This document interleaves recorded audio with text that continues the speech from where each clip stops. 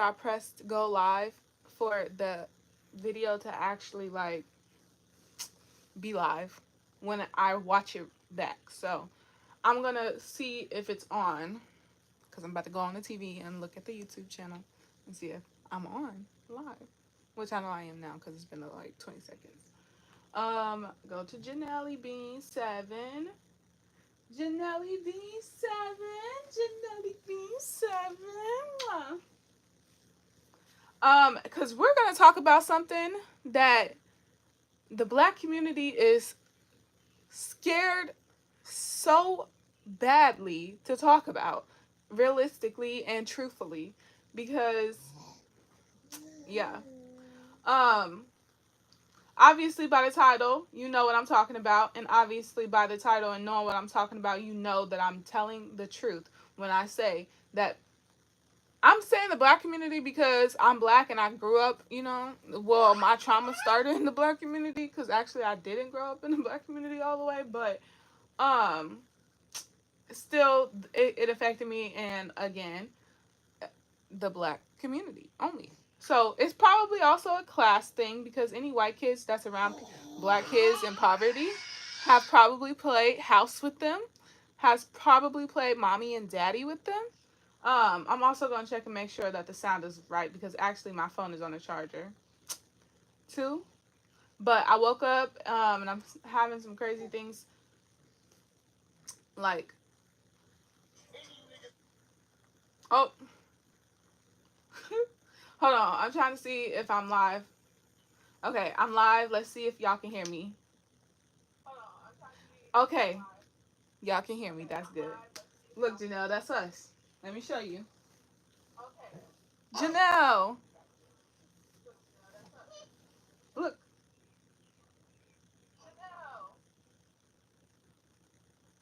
Ain't that crazy, Janelle? Ain't that crazy? I just know we being reincarnated, so I know this guy like blowing her mind right now.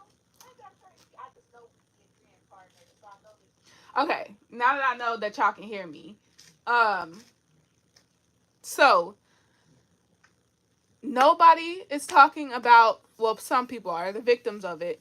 Um, are talking about sexual assault and sexual abuse in the black community and grooming from a young age. So I'm talking about this because I'm going to talk from experience, literally, and I'm going to be super honest and I'm going to be very candid because something I'm learning about healing, something that this is why people need therapy because it's so important for you to say it out loud. It's so important for you to talk about it out loud. When I was in 4th grade, we watched the Good Touch, Bad Touch video, and one of the parts of the video struck me so hard because it like literally flashed back a memory into my soul.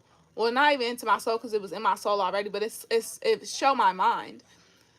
And it was the tickling part. And when they did that scenario for Bad Touch, it was like to a T something that I literally went through when I was a like child. Like when I say a child, I mean a baby because I'm talking about 4th grade.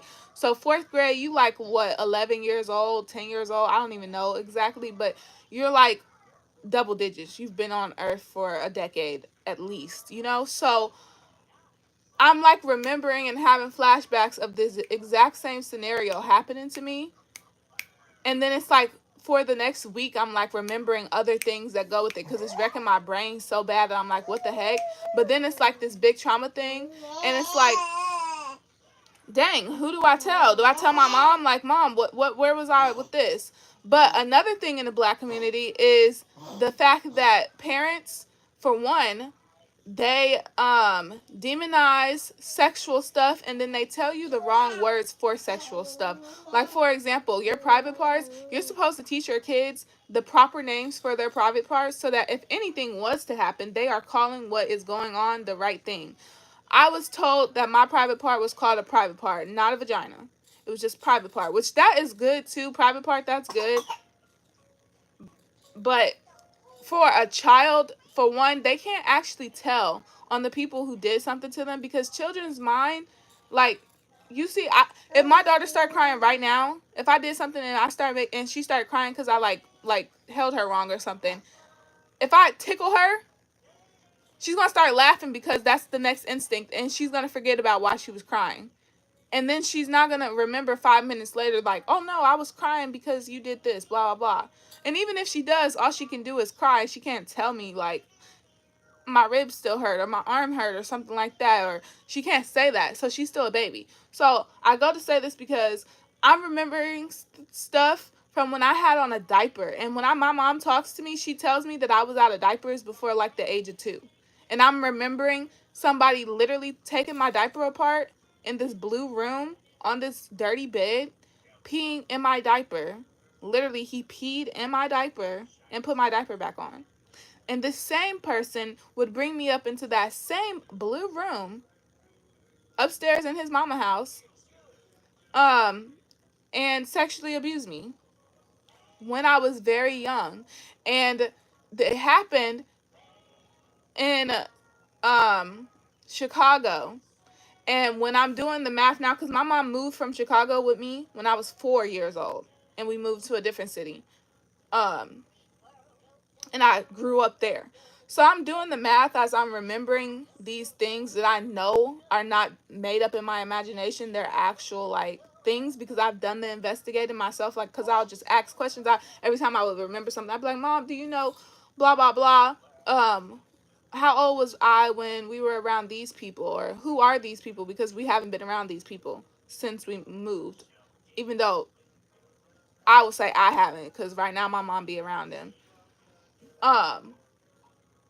But like, boom, I'm like, I'm asking my mom to, just to make sure that I'm not tripping about what I'm like seeing and remembering, and what, like, making sure my memory is like really correct. And she'll like tell me, oh yeah, that sounds like blah blah blah house, or you know, like, why. But I know the type of mom my mom is. My mom is a black mom who has been traumatized and victimized too, and she like had to cope with it in a really, like, in a way. And plus she was like one of my sisters who can't be told nothing better than what she already is finding out herself, basically. No offense to my mom. I'm so sorry, but that is so true. So true. So I'm remembering these things, and it's like I can't tell nobody because, boom, I get a little bit older. I'm jumping from 4th grade to whatever grade, and I'm getting a little bit older, and I'm remembering more and more things, and I'm like, oh my God. And boom, and I'm gaining this consciousness in 4th grade. So again, I've been here a decade. And now that I'm 23 years old, I'm like going from the very beginning to the time that I found out to a little bit after until now. And I'm realizing, like, so many different instances in my childhood, I was a victim of sexual assault. I was a big victim of child grooming, and I was a victim of rape. And they all mean different things.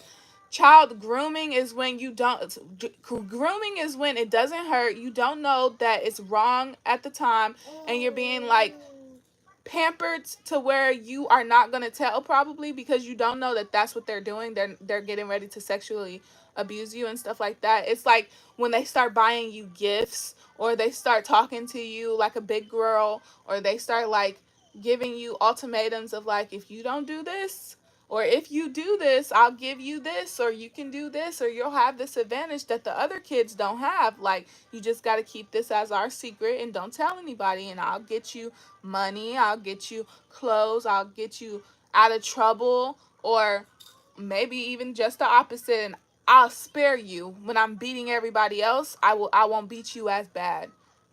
Or I'm beating you really bad all the time and acting like I hate you, but I really love you and I like you and I want you. And so I'm going to groom you and tell you that I won't do these things to you anymore if you just do this little favor for me. That's so common. That's grooming. Child sexual assault. Obviously, we know what sexual assault is.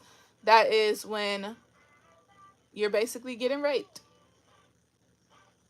Like, and I think the word of sexual assault and rape are different too, because when I think of rape, I think brutal.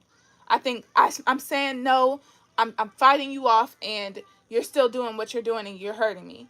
And sexual assault is more like, I'm saying no, or I know it's wrong, or I'm not even saying no, but you know that it should be a no, and like I'm not saying nothing, I'm like frozen and you're doing it, and I'm not gonna say anything because I'm scared or because I don't know what to do or what to say.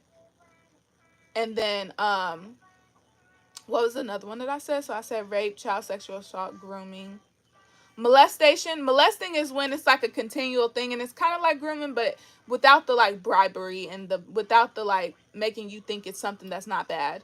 So molesting means like they're young, and it's like the brother or the cousin that comes into your room all the time, and like they just have their way with you, and like you just have no say so.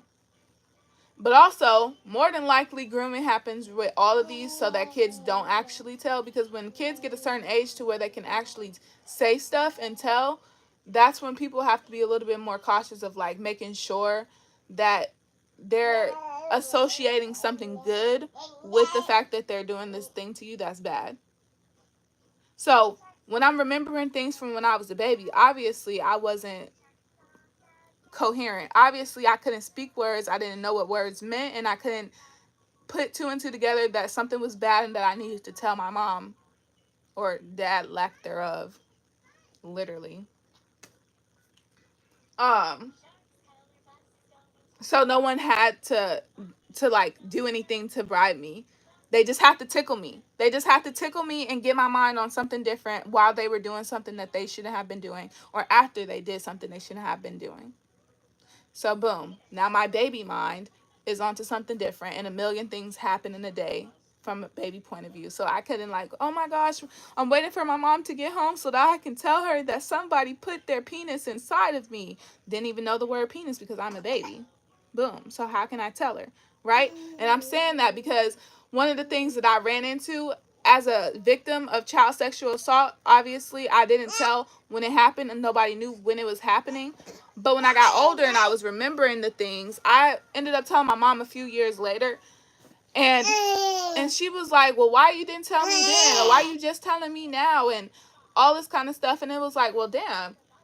And I'm doing the math. And I'm like, if my memory served me correctly, I was like 4 and under. So how could I tell you? And more importantly, why the mother freaking heck was I around people like that without supervision? Like, because clearly you didn't know them for real. But that's besides the point, kind of, because when I'm talking about this, I want to also say that it's important when we are doing the victim thing, we also understand that if somebody was a child when they abused you, like y'all were both children, even if they were just like a few years older than you, more than likely they were also a victim and they didn't get the proper help that they needed because it's swept under the rug so much in the Black community and in just general. I'm gonna say the Black community, but I mean in general too, because I know it happens in other cultures probably too. But I know that playing house and playing mommy and daddy, I've only played that as a child with Black people. I've never had that happen. I've never had that like be as like, and it's so candid because it's like it sounds like an innocent game to somebody who is innocent, but it's not. Playing house and playing mommy and daddy, we was freaking. We was kids. And also that's another thing of the thing when I say calling things something that is not the right word for it. That's another reason why I don't get outed. When I grew up, sex was called nasty stuff. And I won't even put it in the category of sex because I still wasn't taught sex. But I was taught nasty stuff. Touching and or like playing like stuff, it was called nasty stuff. It wasn't called sex. So my daughter will know the name of sex and will know stuff is sex. She will know what to call it, and she will know that there's vagina, hers, and penis, different hers. Because being taught, like my mom called penis Peter Weeder. So it was called a Peter Weeder. And I'd be like, oh, David took his diaper off and his Peter Weeder's out. His penis. That's a baby. I'm talking about baby. That was my little brother, blah, blah, blah. So another thing is when a group of kids who have been molested and groomed and raped and sexually assaulted at a very young age grow up and they don't know, like no one's catering to the fact that they need some therapy now and they need help because they don't really know that it's happening. Those kids get around other kids who possibly went through the same thing, and then they played things like house. So it's more consensual, but they still under the age of consent, and it's also creating more trauma, because when the kids that are a little bit older do it with the kids that are younger, they're probably exposing them to it first. So that's when the victim becomes the predator, but they're still victims, and they're not doing it on purpose. But also, who are we to say when someone should be old enough to know better, when they're not being treated as old enough? That's another thing in the Black community. They love to try to make us be mature and make us be like in charge of something, or like grown in certain ways, but then they keep us super young and super innocent, not even innocent, but super like out of touch with other ways. So if you're not growing all at once, so for example, you want me to take care of your kids and act like an adult and act like somebody that I shouldn't be at this age, but you also don't want me to be a parent. That don't make sense. That don't go together, you know? You chastise me when I get a little bit too mouthy or a little bit too real, and you call me a smart aleck or a smart mouth, or I'm having a smart mouth saying something too grown, but you're putting me in super grown situations and expecting super grown reactions and emotions from me that don't mix. So it's funny because I don't know if y'all know who this is, because y'all probably do, but when Krishan Rock came out and was saying that her sister did stuff to her when she was a kid, and her sister was like, oh my god, no I didn't, don't say that, like no I didn't, and then she like, it was like, no, don't say that.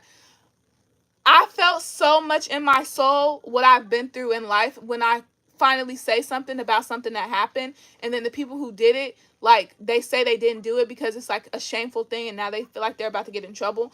But when it happens and those people are also still kids, they were victims of child sexual assault too, and they didn't necessarily know that it was wrong. So her sister probably did do what she said, and she don't want to say it out loud in the public, like, because then the public's gonna like literally eat her alive, because they're the outside looking in. So it's like, oh my god, chastise her, she did something wrong, put her in jail, blah blah blah. But really, back in the day, what it was kids who were sexually assaulted, and then they get older and they're playing with their cousins, and they don't know how big of a deal that it is, because nobody has made it a big deal for them when they were sexually abused. So they don't know that it's a big deal, and so they're playing these games and they're playing house with their cousins, and nobody's watching them. And then the little kids want to get around and get involved too, and it's like, no, y'all can't. But then it's like they can, so then people do, and then it's like this thing where it's already normalized, so then you participate and you don't know how bad it is until you get older and you gain more consciousness and can gain more self-awareness. Because for me right now, I'm 23 years old, like I said, and I'm remembering these things from when I was a kid happening to me. But then again, now I can look at the other part of my life when I was a little bit older, and I'm like, oh my gosh, when I was in elementary school, I played house. I played house with kids at this daycare. I played house with my cousins. I played house with, who else? Pretty much that's all. That's all. My cousins and some kids from the daycare that I was going with too. Um, and it's like, oh my gosh, that's like contributing to the generational curses. That's contributing to the stuff. And when I said that, I didn't initiate it. I didn't initiate it. I was just simply playing. That's what I mean. At this point, when you're playing house, it's more consensual. Everybody know what they're playing. Everybody know what they're doing, but we don't know all the way what we're doing. Janelle, how did your diaper get off? Baby, I know you was not over there touching that diaper. How did your diaper get off, baby? See, and that's why I'm going to teach my daughter. This is called a vagina. This is your private part. And I'm going to teach her the opposite. Even though I don't know how I'm going to show her that, but I'm going to tell her anything that don't look like yours is a penis. Because it's so important, for one, to teach your kids the names of the private parts. The real names. The what is it called? The right names. The autonomy names. So These are breasts, boobs, boom. Don't call them cookies. Don't call them cherries. This is a vagina. Don't call it cookie. Don't call it cat. Don't call it meow. Don't call it, what else do people call it? I don't even know what I've heard it called. Like I said, my mom just said private parts and Peter Weeders. So don't tell the boy it's called no Peter Whacker, no Peter Weeder, none of that. It's a penis. You don't have to get all vulgar and be like, it's a dick. It's a dick. It's a penis. Yes, it's a penis. It's very normal. And then, of course, booty, butt. Boom. And then another thing I noticed, not even just in the black community, but in general, lots of people, when they're like being groomers, they call vagina booty. They be like, you gonna let me get some of that booty? But they're talking about vagina. Or actually, no, I'm not gonna lie. Some of the people that I played house with, especially the boys, they really thought that they were doing booty stuff. And that's another thing. Boys are being molested and sexually assaulted too. So when they start playing with girls, they only know booty stuff too, because they only have a booty, or that's what somebody did to them. So yeah, I noticed that at a young age too. The boys literally thought that the sex was with booty. They literally thought that. And being a girl and being sexually abused already, and when you start playing the games and it's more consensual, because in a way it's like taking back your own power. It's like when somebody who's been assaulted, they become super hypersexual. You are not in control of how somebody else reacts and deals with being sexually abused. So when they become hypersexual, that's not for you to judge. Or when they become super asexual, that's not for you to judge. And they have no control over the way that they react to it. That's the same way when it comes to flight, fright, or freeze, or whatever it's called. We have no control over which one like happens at that moment. There's been times where I'm like, oh my God, why didn't I just scream? Why didn't I just like fight them off? Like, why did I just like sit there? Why did I stay silent? And then I forgot about it until now. Like, why? And now they've been in my face all of these years, and in my family's face like nothing happened. And now I'm remembering all of these horrible things that they've done. And I know how bad it is now, because now I have a grown conscious mind, and I know the right words for all of my body parts, and I know the right words for all of the ways that someone can be sexually abused and assaulted and groomed. And I know that this is what they did. But now, since it's been so long, it's like, who do I tell? I tell the police? Not really. And I tell my mom, do she actually care? Or is she going to say, oh, well, why didn't you tell her? It was your fault, or you was fast back then. That's another thing. They love to say that people are fast. They love to say that girls are fast, but a fast girl is a abused girl. A fast girl is an abused girl. And a man preying on a fast girl is still a man preying.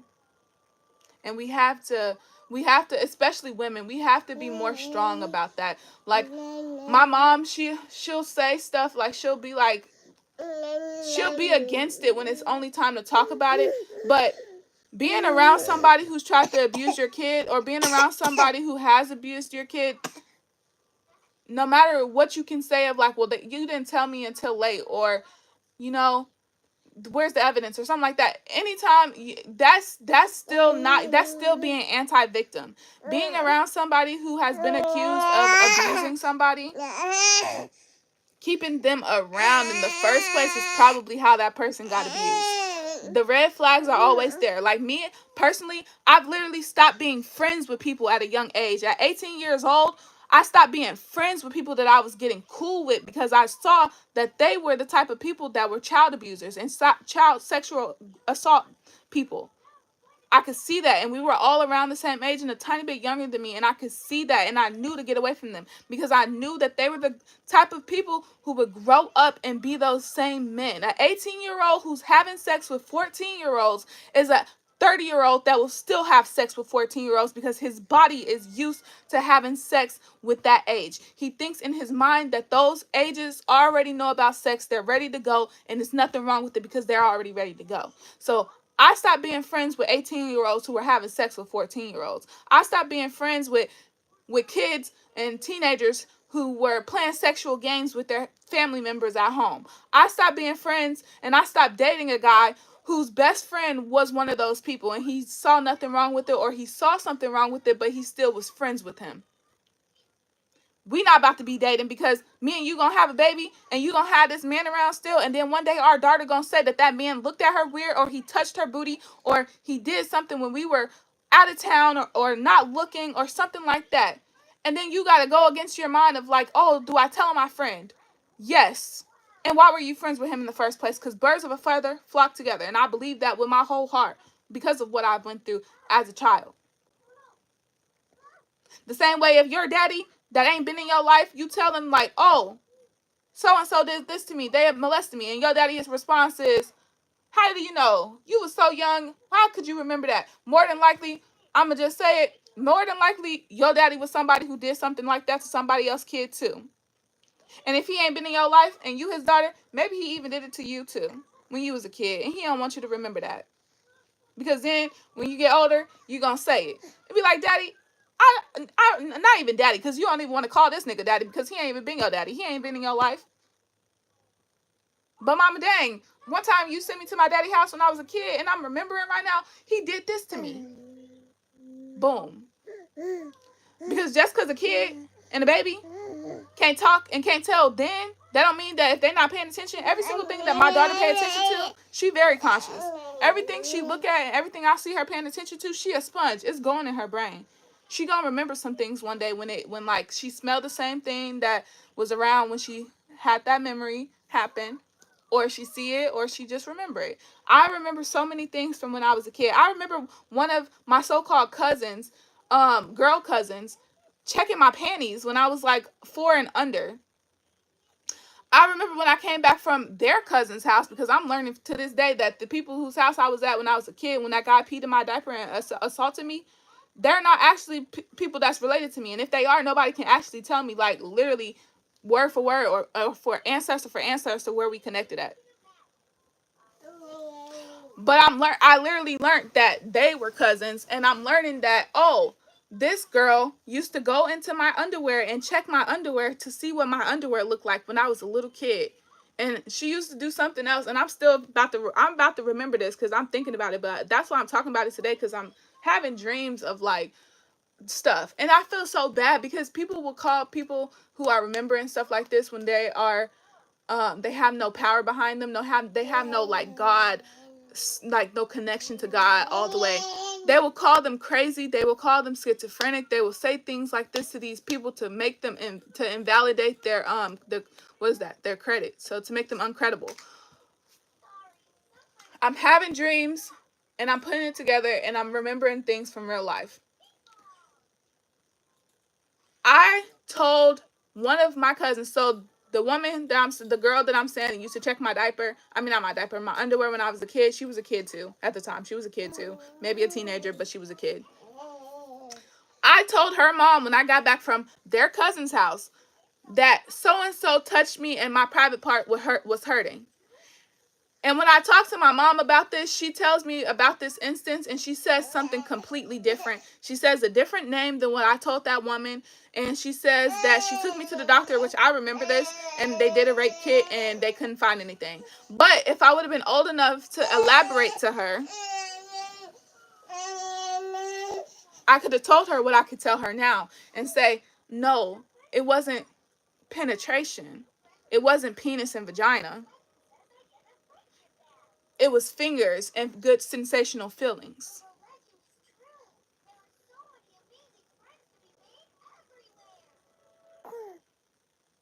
But a baby can't tell you that.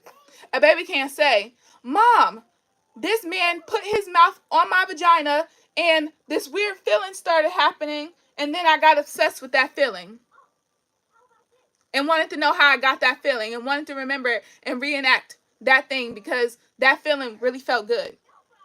So when Oprah Winfrey said that she was molested, and she said that a molester and a person like that doesn't always have to be, I don't even remember exactly what she said word for word, but she basically said that sometimes it feels good. Sometimes someone doing something so bad to you actually feels good, and you don't even know that it's something bad or that it's wrong because it actually can feel good. And I don't know where people got that, where people like started coming for her when she said that and was like, what? That don't even make sense. How can it feel good and somebody doing something bad to you? That's how. They're not brutally raping you. If they brutally raped you, your parents will find out so fast. You'll be bleeding. You'll be broken up. The rape kit will come back positive. No, these people are, for one, seemingly sometimes, they're sexually inexperienced. They've probably been victims themselves and haven't been put in therapy and like grown from it. You're not gonna catch me dealing with nothing younger than me.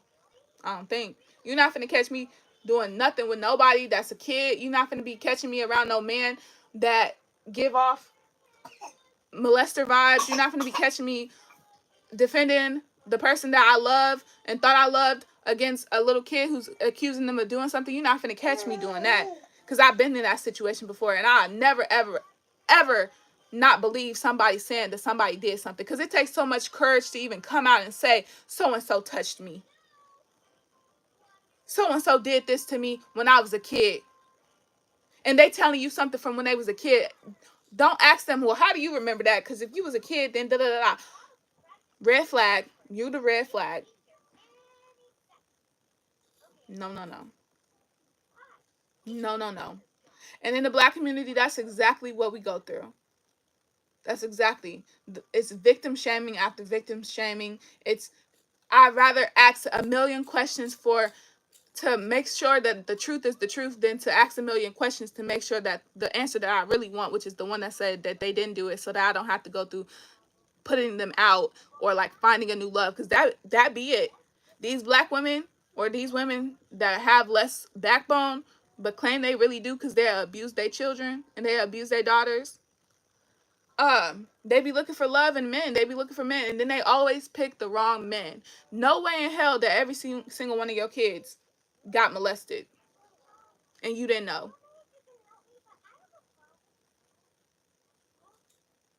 It'll be the red flags. Again, I'm going to say this. A 18-year-old having sex with 14-year-olds. A 19-year-old having sex with the 15-year-old. The age of consent matters, but not even just that. Because they'll be like, oh, we only 4 years apart. And when we're 20 and 24, like, that's not bad. It's about the consciousness within that person. A 14-year-old, even if they can be all like that and they can be all so-called fast, they don't have that consciousness that they're about to have when they're 25 years old, making big life decisions, being in the real world, away from whatever kind of trauma they're going through in their life that made them fast in the first place. And some women, they gonna double down with that. Some women, they do grow up and they keep and continue to double down with that. But then those are the people whose kids also get molested because it's a generational curse. If you don't break it, your kid got to break it. And if your kid don't break it, their kids got to break it. So it's best for you to just get it over with and break it right then and there. And that's why I say the red flags matter. Being around a man who is super mean to your kids or super mean to you or anything like that, but they claiming to love somebody around you, they like you. If you got a friend and her husband or her baby daddy or her boyfriend start acting crazy whenever you get around, he likes you. And that's a red flag. And you should probably want to get away from the girlfriend too. I've been in that position too. When I was a kid, I've always been mature for my age, mind-wise, speaking-wise, intellectual-wise. But I'm still my age everywhere else, you know? I've been in a position where a grown man will have an adult conversation with me that's not sexual and it's not bad, but they're people. We're people. And they gain sexual attraction to me because I'm smart. Or they could talk to me normally and they forget that I'm a kid. Or they forget that I'm however old I am. Or maybe even not that they forget, because I'm talking from the kid version of that part too, because I really don't know what's going on in a grown man's mind. So I don't know if he looking at me and he like, this person is like clueless still, or if he looking in like, dang, she grown. I really don't know, but all I know is that I wasn't grown, and a grown man should have knew better. A grown man should always know better. I still was 18 years old. When I say I was 18 years old, getting rid of friends and getting rid of a boyfriend who were the red flags. As I'm doing that, boom, I became a victim again. Turn around, I was put in a different situation that I ain't never been in before. As I'm getting rid and thinking I'm doing my big one, getting rid of all of the little child molesters around me and my friend group that I know gonna grow up and be child molesters. Getting rid of all of them. Boom, 360. This man come and I'm thinking he consoling me about some stuff that I had just been through. And because I had been around him through the boyfriend that I'm talking about. I had been around him and he ain't never did nothing weird. He never gave me no weird energy. Nothing. He never ever tried anything. So I didn't think he was that type of person. But boom, as soon as I'm down, bad, rock bottom, and I'm thinking somebody coming to console me, they do the exact same thing that I've been through all my life as a child. But now I'm older, and so now I get a different view of what it's like to be a victim. And what do a woman do again? She make you the problem. She make you the problem because she can't handle the fact that her husband is a child molester. So now she didn't break the chain. So guess what she got to do? She just had his daughter.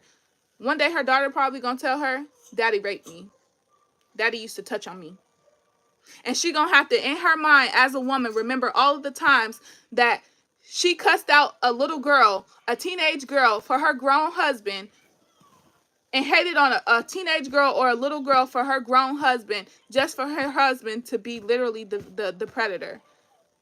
And now her child had to go through what she had to go through because she wasn't a woman and she wasn't strong enough to get rid of a man who was a child molester.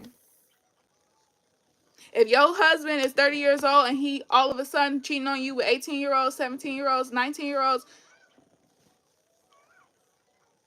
he's a child molester. And you might say, oh no, 18-year-old, 18, da da da. Like, no. 18 compared to 30, no. No. And they only going with 18 because 18 is not being punished. Like, they can't be punished for 18 because that's the age of consent. If the age of consent was 16, they would go lower. Best believe they would go lower. But some of them are more smart. They're the smart ones who won't penetrate to leave a mark.